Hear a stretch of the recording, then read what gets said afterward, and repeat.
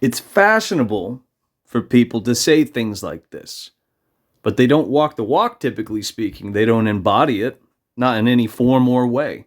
And I'm going to give you some examples. As this reads, roses are red, violets are blue, abolish ICE and fascism too. I also want you to appreciate ICE wouldn't exist if you and I were surrounded by smart people, which, lends itself to what I'm going to drive at. This is what I'm leaving on here. And you can see a difference here. I do see a lot of emojis. Do you? I mean, apart from this bullshit bar that was written into the algorithm. As it reads, because you guys won't take a screenshot or read it, right? You don't want to read all that, right? You're not invested. You're not involved. Shit like this doesn't concern you. But it's fashionable to repost things like that. As it reads, I see a lot of kids using emojis in here, which means a lot of you have probably said shadow banning, canceling, polarizing, positive vibes only, hating Snopes, and or debunked. If so, congratulations, you support fascism. You're promoting patently fascist censorship. Now, if you don't understand what I just said, you could analyze and interpret. You could use that brain between your ears, because that's why the gray matter's there. It's meant to be condescending, because most people are not invested, which means they're not involved, which is why ICE exists. Back to point. Here's another one.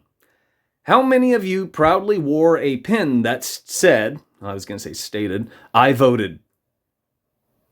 Does this apply to you? No one sensible divides the masses. If you're concerned with stewards of the District of Columbia, that was established in 1871 under the Organic Act, in case you don't know what I'm talking about, superficial internet babies call presidents. You should also look up the Titles of Nobility Act, which clearly states that presidents cannot hold official titles like king, baron, duke, viscount. Do you remember that no kings thing? Our masters are laughing at us. And it proves that people don't have a clue what they're talking about. What superficial baby or internet babies call presidents, you are in fact promoting the Hegelian dialectic, which is fascism in practice. I'm talking about dividing the masses. Quite literally. And that should stand to reason. But most people will, pretend that voting's going to matter somehow because they believe that they can use the system to change the system, despite the fact that the system is in place to subjugate you and I and maintain the system. Highly unlikely any of those, illogical fucking courses are, that's a bad way to put it, but it's not going to work. And obviously it hasn't worked. And if you appreciate history, it doesn't work.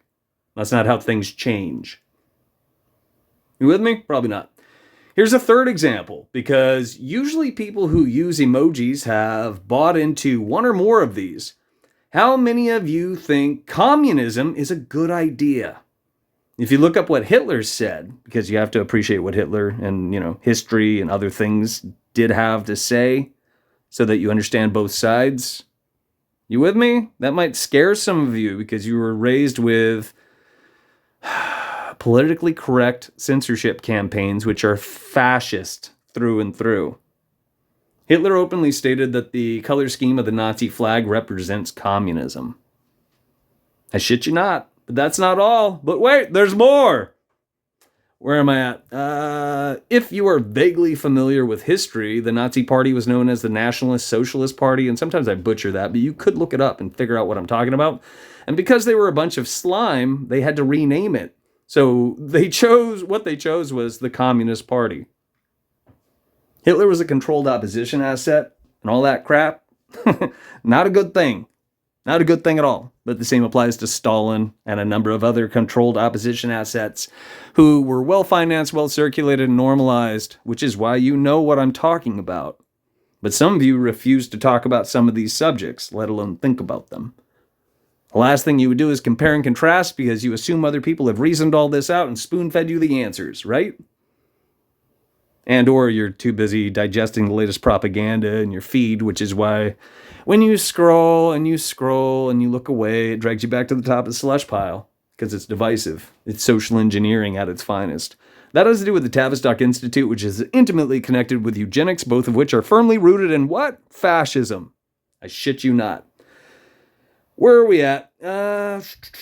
So lastly, emojis were written into free social media platforms. This happens to be a red flag. And that should have dawned on most of you, but you are, all cylinders aren't firing. You're not cooking with fire, but you could change that because it's a temporary system. And I encourage you to pull your head out of your ass and look around. but most of you are probably offended, which bleeds into what I'm going to say last, even though I think I already said lastly.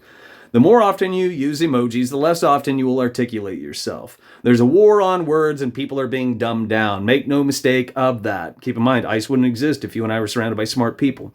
One example, one of many. Best of all, this account will probably block me because they do support patently fascist censorship in stark contrast to freedom of speech. Community guidelines is the opposite of freedom of speech. Facebook jail, LifeLog jail, that's the opposite of freedom of speech. The fact that you have the ability to block people, yes, I understand it is helpful in some cases. Some people are bastards, etc., etc. But the fact that it was spoon-fed to people is divisive. The reason it was is because anything that's well-financed and well-circulated is normalized. Which is why you got what? Cancel culture. Really, it's patently fascist censorship culture. It's a really flowery way to put it, but we are living in exceptionally superficial times with numerous extra steps, which are also dumbing people down. If you assume otherwise, when you click on something to punch in your password, now you're taken to another page. Pardon me. And when you I said it wrong. When you click on a page to punch in your login, you're taken to another page to punch in your password. Didn't used to be like that, but now things are wildly inefficient. There are extra steps because this is retraining your brain so that you do not think critically. Here's another point. Let's see if I can do it. No, not that. Will it let me do it?